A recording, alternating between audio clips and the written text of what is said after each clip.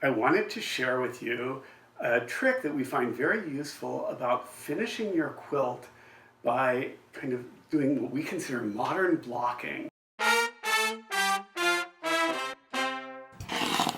After we wash and dry a quilt, we gently steam it to relax it. We don't try to flatten it, but we try to really give it good shape and prepare it for hanging. So what I've got today is our Fashion District quilt, which we made for our book, Quilts Made Modern. The pattern is in there if you're interested. And this quilt happens to be in a private university collection. And I've got it here in our studio for a periodic washing that we do. And so it's just come out of the washer and dryer, and that is a very simple process. But as soon as we pull it out, there's one more step that we think is really important that a lot of quilters don't think about. So the quilt is just out of the dryer. It's not bone dry. Let's say it's like 98% dry. I didn't wait for the dryer to signal that it was done. And by pulling it out just a moment before, you make sure that you don't dry wrinkles. You don't let it crumple up. And then what I do is I bring it to the ironing board, and I have our iron nice and hot. I actually have the steam turned off, but we have an iron with a really good burst of steam function. I do this. You can see it. I always call it the dragon. And what I do is just using a burst of steam, I lightly go over the quilt. And again, I'm not pressing hard on this, because I want to maintain the beautiful texture that you get with this cotton batting. But just having the steam all over helps relax, and it actually kind of gives the shape and the squareness back to the quilt that may have gotten a little lost or distorted in the washing and drying process.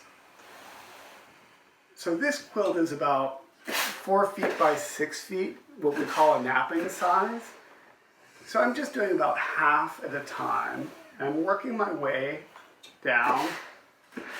And one thing I'll say, a really important trick, make sure you have a clean floor before you do this. So I always vacuum ahead of time. We keep our studio actually quite tidy. But oh, there's a wrinkle right here that had just gotten into it in the dryer. So it's perfect to steam that out. And then I'll rotate it around and keep going.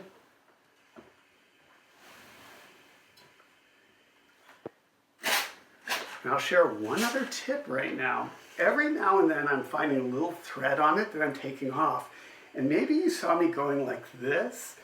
What you probably can't see, I'm going to take it off, we have sewn a little pocket thread catcher that attaches with Velcro right under our ironing board, because I often watch quilters in workshops pulling things off and just dropping them on the floor. And I sometimes like physically shudder. I'm like, don't do that. It's just going to end up on something else.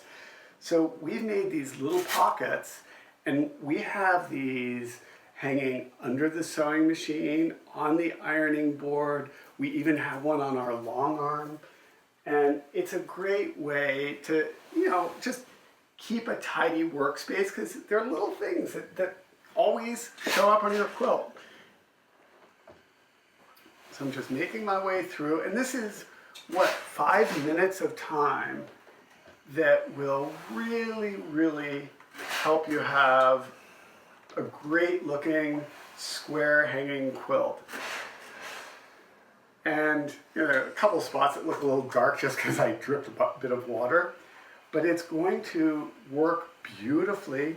What I'll do now is I have a long cardboard tube that I'm going to roll this up on right away and use that to transport it back and rehang it at the university. So if you've never tried blocking like this, I hope it works for you. We find it really easy, minimal effort with a big payoff. So happy blocking.